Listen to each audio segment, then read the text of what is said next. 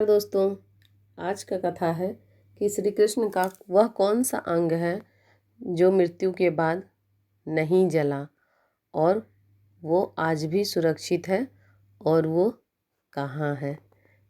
तो कथा स्टार्ट करें इससे पहले वीडियो को ज़रूर लाइक कीजिएगा और कमेंट्स में ज़रूर लिखिएगा कि क्या ये आपको पहले से पता था या नहीं पता था, और जय श्री कृष्ण भी ज़रूर लिखिएगा। वीडियो को ज़्यादा से ज़्यादा लोगों को शेयर ज़रूर कीजिएगा ताकि उन्हें भी ये कथा मालूम हो। तो आइए स्टार्ट करें कथा को। श्री कृष्ण जी तो भगवान थे, लेकिन उन्होंने धरती पे जन्म लिया था, इसलिए उनकी मृत्यु भी निश्चित थी। जैसे आम हम सभी जन्म लेते हैं तो मरना ही है, इसी तरह उनकी भी मृत्यु निश्चित थी। पौराणिक कथा में एक बार कृष्ण वन में लेटे हुए थे, पीपल के पेड़ के नीचे विश्राम कर रहे थे।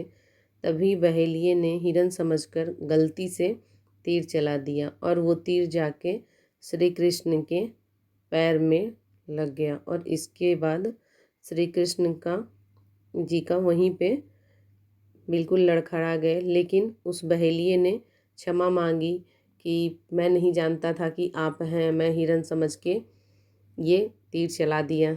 तो कृष्ण जो कि स्वयं ये रचना किए थे कि ऐसे ही न्याय हो सके दुनिया में कि जो जिसको मारता है उसको मारना ही है, तो उन्होंने कहा कि कोई बात नहीं, मेरी मृत्यु इसी तरह होनी थी। मैंने भी बाली को पिछले जन्म में छुप के मारा था, इसलिए मेरी ऐसी मृत्यु है, तो तुम चिंता मत करो, और अपने शरीर को त्याग दिए। जब ये खबर पांडवों को पता चली तो वो सभी आए। पांडवों और बलराम ने मिलकर उनका जब अंतिम संस्कार सोमनाथ के गुजरात के पास पूरे रीति रिवाज के साथ कृष्ण के गोलोक धाम पधारने के बाद उन्होंने किया, तो पूरा शरीर तो जल गया अंतिम संस्कार में, लेकिन उनका हृदय अभी भी धड़क रहा था और उसमें से अग्नि निकल रही थी। यह देखकर पांडव काफ़ी चकित हो गए। तभी आकाशवाणी हुई कि यह ब्रह्म का हृदय है, इसका नाश कभी नहीं हो सकता, यह ऐसे ही धड़कता रहेगा।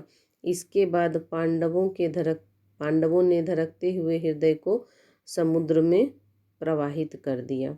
समुद्र में पहुँचने के बाद श्री कृष्ण के हृदय से लकड़ी के एक लट्ठे का रूप ले लिया और फिर तैरते तैरते उड़ीसा के समुद्र तट पर पहुंच गया।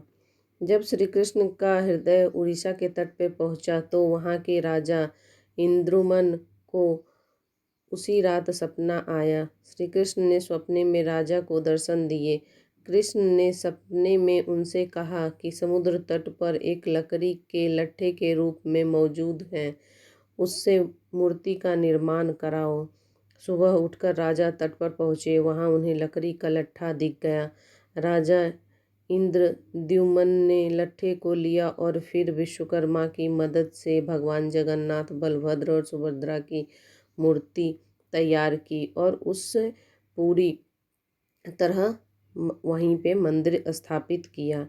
कहा जाता है कि यह मंदिर में स्थित भगवान जगन्नाथ की मूर्ति आज भी उसमें श्री कृष्ण का हृदय धड़क रहा है। जब हर 12 साल में नीम की लकड़ी से नया मूर्ति बनता है, तब उसमें से पुराने लकड़ी का हृदय इसमें डाला जाता है और ये हृदय डालते समय पूरे जगह की लाइन काट दी जाती है बिजली, और जो पुजारी इसको बदलते हैं उसके आँख पे भी पट्टी को बांध दिया जाता है और कहते हैं कि उसमें कृष्ण का हृदय आज भी धड़क रहा है। ऐसा फील होता है, पुजारी को ऐसा महसूस होता है कि उन्होंने किसी खरगोश के बच्चे को हाथ में रखा हो और तेज से दिल धड़क रहा हो। और इसको पट्टी बांध के भी इसलिए किया जाता है कि जो इसे देख लेता है, इस हृदय को, उसकी मृत्यु हो जाती है। तो ये कंपलसरी है कि आँख पे पट्टी होगी ही।